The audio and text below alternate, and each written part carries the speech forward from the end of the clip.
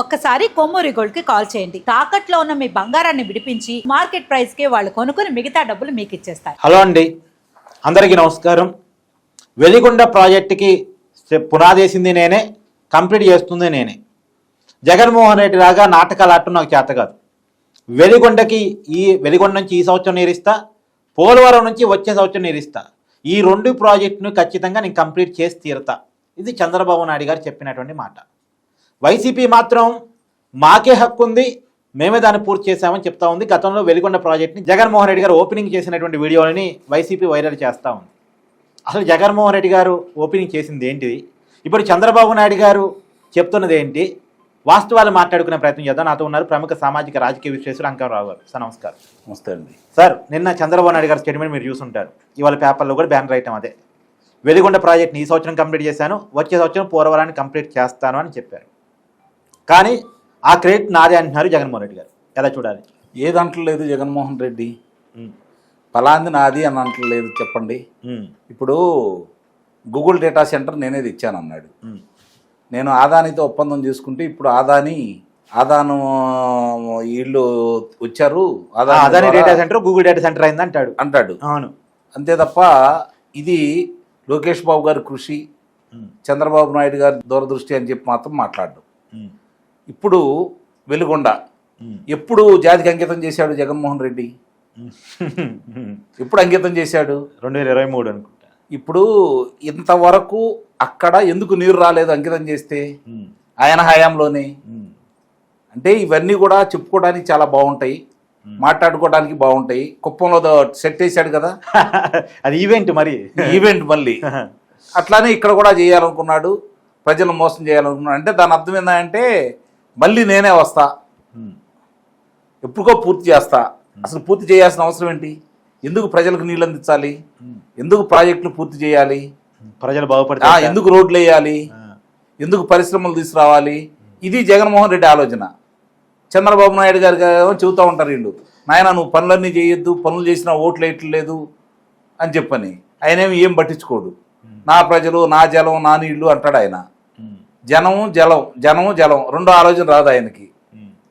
ఇప్పుడు వెలుగొండ ప్రాజెక్టు వల్ల అది పూర్తయితే ఆ ప్రాంతం సస్యశ్యామలం అయితే, ముఖ్యంగా ప్రకాశం జిల్లా, కడప జిల్లా, ఇవన్నీ కూడా రేపు పొద్దున అంటే ఉమ్మడి జిల్లాల వారీగా అవన్నీ సస్యశ్యామలం అయిపోతా ఉంటే ఓర్చుకోలేని వ్యక్తి జగన్మోహన్ రెడ్డి. అంటే ఆయన సొంత జిల్లా నీళ్ళు వస్తే మళ్ళా సొంత నియోజకవర్గానికి, సొంత ఊరికి నీళ్లు వస్తేనే తట్టుకోలేని మనిషి. అదే జనం బాగుపడిపోతే మాటేనరానా? సమస్య లేదు అసలు. ఆయన ఆలోచనలో జనం ఆయన ఇచ్చే బిచ్చానికి చేతులు కట్టుకొని బాబు ఎప్పుడేస్తావు అని ఎదురు చూడాలి తప్ప వాళ్ళ పనులు వాళ్ళు చేసుకుంటూ వీటి మీద ఆశపడకుండా వాళ్ళు గౌరవప్రదంగా బతకాలని చెప్పని జగన్మోహన్ రెడ్డి కోరుకోడు. అందువల్లే ఈ వెలుగొండ దానికి సంబంధించి ఇంకా పచ్చి అబద్ధాలు. ఇప్పుడు కట్టవారు నాకు ఆశ్చర్యంగా కలిగించే విషయాలు ఏంటంటే, ఒకనాడు ఏదన్నా ఒక సమాచారం చేరేయాలి అంటే ట్రంకాలు బుక్ చేసుకోవాలి, అవును, లేదంటే టెలిగ్రామ్ ఇవ్వాలి. ఉత్తరం కనుక మనం రాస్తే టైం పట్టి అది వారానికి రావచ్చు, 10 రోజులకు రావచ్చు, అసలు రాకపోవచ్చు కూడా, మిస్ కావచ్చు కూడా. అవును, ఇలా ఉన్న పరిస్థితుల్లో ఈ రోజుల్లో అర నిమిషంలో ప్రపంచంలో ఏం జరిగిందో మన కళ్ళ ముందు కనపడుతున్న తర్వాత ఇంకా ఇంత గుడ్డిగా, ఇంత మూర్ఖంగా వాళ్ళు ఆలోచిస్తున్నారు అంటే మనం ఏం చెప్పాలి చెప్పండి? రాయలసీమ ప్రాజెక్టు గురించి మాట్లాడతారు, వెలుగొండ ప్రాజెక్టు గురించి మాట్లాడతారు, పోలవరం గురించి మాట్లాడతారు. ఇందుట్లో వాళ్ళు ఎక్కడైనా ఏమైనా ముందుకు తీసుకొని వెళ్ళారా? బలేగున్నారు సార్. పోలవరం ప్రాజెక్ట్ నాకు అర్థం కాదు, సబ్జెక్ట్ అర్థం కాలేదు అన్నారు అప్పుడు అంబటి రాంబాబు. అలాంటి వాళ్ళని ఇరిగేషన్ శాఖ మంత్రిగా చేసినటువంటి మహానుభావుడు జగన్మోహన్ రెడ్డి. అప్పటికి ఇప్పటికీ ఎప్పటికీ గుర్తుపెట్టుకోండి, ప్రజల కోసం పాటుపడ్డ ఏ వ్యక్తులైనా చరిత్రలో నిలిచిపోతారు. ప్రజలతో సంబంధం లేదు, పదవే నాకు ముఖ్యం, దానికోసం నేనేమైనా చేస్తారన్నాళ్ళు కూడా చరిత్రలో ఉంటారు. ఎందుకంటే వాళ్ళ గురించేమో గొప్పగా చెప్పుకుంటారు, వీళ్ళ గురించేమో ఇలాంటి వాళ్ళు ఉండకూడదని చెప్పుకోవడం కోసం చరిత్రలో వాళ్ళు ఉంటారు. అంతేగా తుగ్లక్ కూడా ఉన్నారు, చరిత్రలో ఉన్నారు. ఇప్పుడు పరిపాలన అంటే ప్రజలు మనకి ఏ ఆలోచనతో అధికారాన్ని కట్టబెట్టారు, మనకు వచ్చిన అధికారాన్ని ప్రజలకు ఉపయోగపడి ప్రజా సమస్యలను తీర్చి ప్రజల మెప్పు పొంది మళ్ళీ పరిపాలనలోకి రావాలనుకుంటే అది రాజకీయ నాయకుడిగా వేసే అడుగులు వేరేగా ఉంటాయి. కానీ జగన్మోహన్ రెడ్డి ప్రజలు ఓటే వేయకూడదు, ప్రజలు మమ్మల్ని చూసి భయపడాలి, నేను ఆ భయాన్ని వాళ్ళకి కలిగించేసి నేను గెలవాలనుకున్నాడే తప్ప ప్రజల ప్రేమాభిమానాలతో గెలవాలని అతను కోరుకోలేదు కదా. ప్రతిపక్ష పార్టీ ఉండకూడదు, నేను ఒక్కడనే ఉండాలి, ఇది కదా అతని ఆలోచన. కాబట్టి వ్యత్యాసం ఉంటుంది. ఈ వెలుగొండే కావచ్చు, లేకపోతే రాయలసీమలో మిగిలిన కార్యక్రమాలు కావచ్చు, హంద్రీనేవా కావచ్చు, ఏది చూసుకున్నా కూడా ఇప్పుడు ఆయన నియోజకవర్గం దాకా హంద్రీనేవా వెళ్ళింది కదా. అవును, వెళ్ళింది కదా. నీళ్ళని పుష్కలంగా ఉన్నాయి కదా. రాయలసీమ దానికి అంటే మనకి ఊళ్ళలో పంట కాలువలు అంటారు, బ్రాంచీలు అంటారు. అవును, కాలువల నుంచి బ్రాంచీ నుంచి అక్కడి నుంచి పంట కాలువల్లోకి వెళ్తా ఉంటాం. అవును, ఆ డిస్ట్రిబ్యూషన్ నెట్వర్క్ కూడా చేసుకోవాలి అతను. వీళ్ళు కూడా సొంత జిల్లాలో అన్నమయ్య ప్రాజెక్టు గేట్ అది బ్రిడ్జ్ అయిపోతే మరి అన్ని గ్రామాలు కొట్టుకుపోతే అక్కడ అంతమంది చనిపోతే 13 రోజుల తర్వాత వెళ్ళాడు తిరిగ్గా. నవంబర్ 19న జరిగితే డిసెంబర్ 2వ తారీఖు నాడు వెళ్ళాడు. అంటే అతను ఏది కూడా తనకి వెళ్తే ఏంటి ఉపయోగం, ఎక్కడికన్నా వెళ్తే ఏంటి ఉపయోగం, ఓటన్నా రావాలి, నోటన్నా రావాలి. మరి అవి రెండు రానప్పుడు అతను ఎందుకు ఆలోచిస్తాడు? అందువల్లే కదా ఇప్పటికి కూడా వాళ్ళ ఆలోచన విధానాలు ఏకాడికి. వీళ్ళు ఏదైనా మంచి కార్యక్రమం చేస్తే అది మాది అని చెప్పుకోవాలి, మంచి కార్యక్రమం చేస్తే మాది అని చెప్పుకోవాలి. కానీ అది పూర్తి చేశారా? పూర్తి చేయరు.